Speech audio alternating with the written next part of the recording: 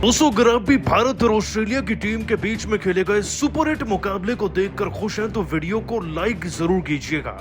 और इस वीडियो को लाइक टारगेट मात्र 150 लाइक है, तो वीडियो को लाइक करना बिल्कुल भी ना भूलें।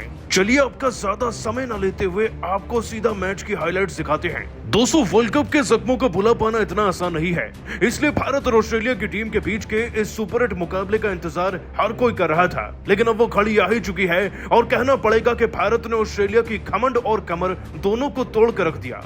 दोस्तों, सुपर हिट का यह मुकाबला सेंट लूसिया के मैदान में खेला गया और कहना पड़ेगा कि मैच की शुरुआत से ही भारत की किस्मत रोहित शर्मा के साथ कदम कदम पर चल रही थी। दोस्तों, सिक्का उछला और रोहित शर्मा टॉस जीतकर लेकिन टॉस जीतकर उन्होंने पहले ऑस्ट्रेलिया की टीम को बल्लेबाजी का न्योता दिया। ऑस्ट्रेलिया की टीम के टी20 कप्तान दोस्तों मिचेल मार्श टॉस हारने के बाद ही हड़बड़ाए हुए लग रहे थे, लेकिन ऑस्ट्रेलिया की टीम का बल्लेबाजी क्रम कुछ ऐसा है कि सलामी जोड़ी को देखकर ही लग रहा था कि 100-150 रन तो वो बना सकते हैं, क्योंकि दोस्तों सलामी जोड़ी में नाम आता है डेविड वार्नर और ट्रेविस हेड का। लेकिन इससे पहले कि ये सलामी जोड़ी कुछ कर पाती, जसप्रीत बुमराह का जादू चला, वो भी दूसरे ही ओवर में। दोस्तों, दूसरे ओवर में जसप्रीत बुमराह, जो अपनी खतरनाक यॉर्कर्स के लिए पहचाने जाते हैं, उन्होंने पटक्कर गेंद फेंकी डेविड वार्नर को और इसी ओवर की तीसरी गेंद पर डेविड वार्नर मात्र 8 रन पर निस्ते-नाबूद हो गए। अब लगा देखकर के चलो भाई, पार्टनरशिप तो टूट गई है। ऊपर से सेंट लुइस के मैदान पर इतना तगड़ा इतिहास भी नहीं ऑस्ट्रेलिया का, तो रन कितने ही बनेंगे। लेकिन दोस्तों, यही गलतफहमी हुई, क्योंकि मैदान में खड़े थे ट्रेविस हेड, और ट्रेविस हेड ने क्या कुछ भौकाल मचाया इस बार के आईपीएल में, ये तो हम सभी अच्छे से वाकिफ हैं। दोस्तों, हैदराबाद की टीम के लिए जैसे ट्रेविस हेड खेलते थे, उन्होंने वही अप्रोच रखी।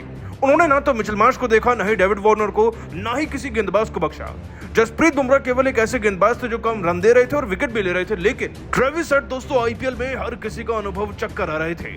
उन्होंने अर्शदीप को भी तोड़ा, हार्दिक पांड्या को भी तोड़ा, और शिवम दुबे से जब एक्सपेरिमेंट कराना चाहा रोहित शर्मा ने, तो उन्होंने उनको भी तोड़कर रख दिया।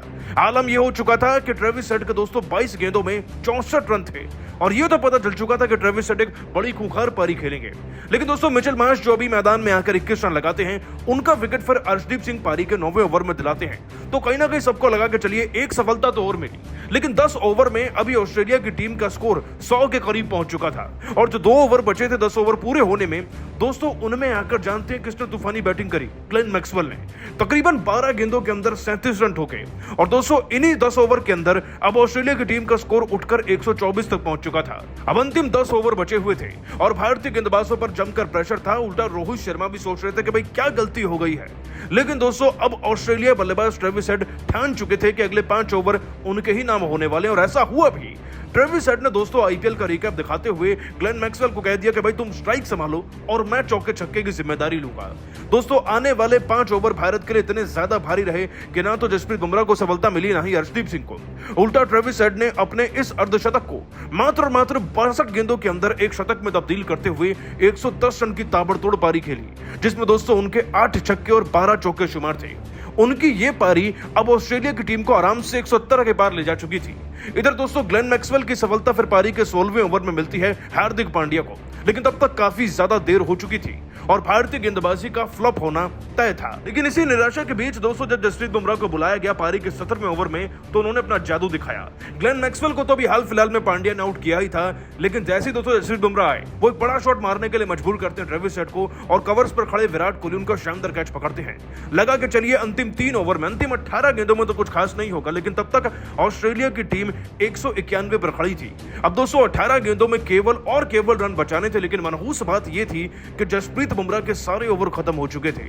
फिर भी दोस्तों बल्लेबाजी करने के लिए मैदान में 2 खिलाड़ी खड़े थे, मैथ्यू वेड और मार्कस स्टोइनिस, और लग रहा था कि मानो ट्रेविस हेड ने तो उन्हें क्या मंत्र फूंक कर भेजा है कि अंतिम 3 ओवर में जिंदगी के सबसे ज्यादा रन बना देना। बस दोस्तों फिर क्या होना था, अर्शदीप सिंह हो, हार्दिक पांड्या हो या मोहम्मद सिराज ही क्यों ना हो, कम से कम 6 गेंदों में 12-12 रन देकर गए ये तीनों खिलाड़ी, और अंतिम 3 ओवर के अंदर आए पूरे के पूरे 40 के आसपास रन, जिसने दोस्तों ऑस्ट्रेलिया की टीम के स्कोर को उठाकर पहुंचा दिया था 228 तक।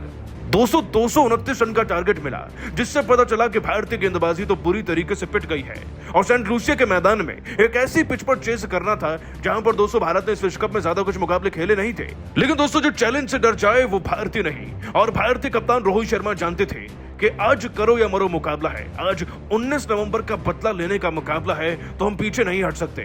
और दोस्तों विराट कोहली की तो पुरानी आदत है प्रेशर भरी सिचुएशंस में अच्छी बल्लेबाजी करने की, जो कि हम पिछले वर्ल्ड कप में भी देख चुके हैं। रोहित और विराट दोस्तों इस बार भी ओपन करने के लिए आए। लक्ष्य बड़ा था तो जिम्मेदारी भी बड़ी थी।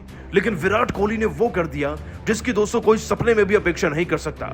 मिचेल स्टार्क पहले ओवर की पहली गेंद पर दोस्तों विराट कोहली को एक पटक्कर मारी गई बाउंसर पर कैच आउट कराते हैं। इस कैच को लेकर थोड़ा बहुत ड्रामा भी होता है, लेकिन दोस्तों आउट को आउट ही दिया जाएगा।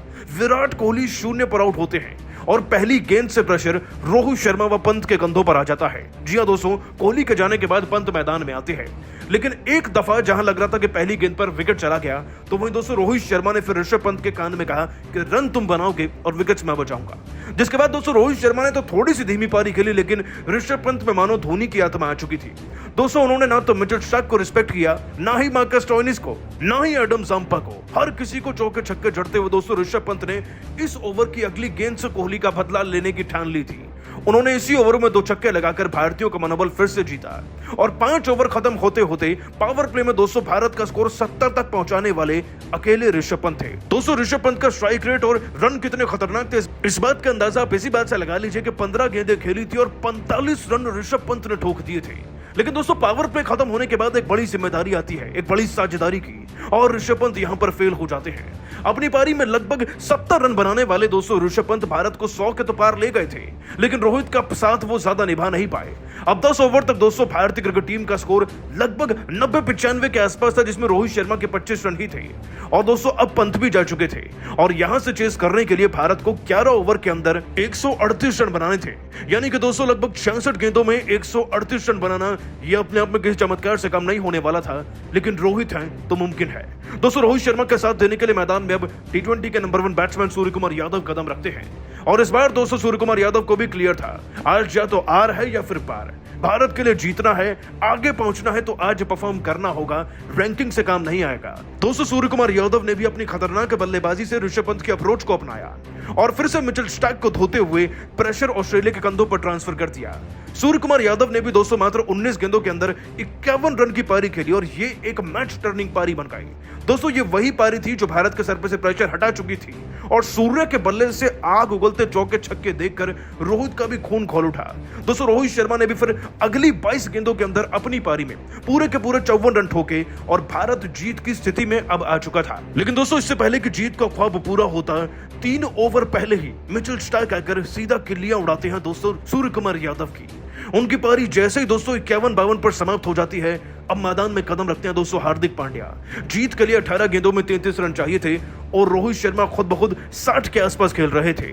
वैसे तो जीत ज्यादा मुश्किल लग नहीं रही थी, लेकिन दोस्तों कहते हैं ना कि अंतिम गेंद तक जब तक आप मुकाबला जीत ना ले तब तक जीत का जश्न मना नहीं सकते आप। जिसके बाद दोस्तों रोहित और पांड्या के बीच में डिस्कशन हुआ और न जाने ये कैसा चमत्कारी डिस्कशन था कि इन्होंने मैच को दोस्तों लास्ट ओवर तक पहुंचाया ही नहीं ढंग से, क्योंकि दोस्तों 2 ओवर के अंदर हार्दिक पांड्या पूरे के पूरे 5 छक्के जड़ चुके थे। जी हां दोस्तों, पांड्या के बल्ले से 30 रन निकले और मात्र 8 गेंदों के अंदर ऐसा हुआ। रोहित शर्मा पांड्या को देखकर बहुत ज्यादा खुश थे, क्योंकि दोस्तों अंतिम 6 गेंदों में 3 रन चाहिए थे, जिसके बाद पांड्या ही विनिंग शॉट लगाकर भारत को जिताते हैं। दोस्तों ये वही पांड्या जिनकी सब बेइज्जती कर रहे थे, लेकिन आज ये भारत को हारा हुआ मैच जिताकर गए। पांड्या के परफॉर्मेंस, भारत की जीत को आप 10 में से कितने नंबर देंगे नीचे कमेंट कीजिएगा और अभी सब्सक्राइब कीजिए हमारे चैनल को। धन्यवाद।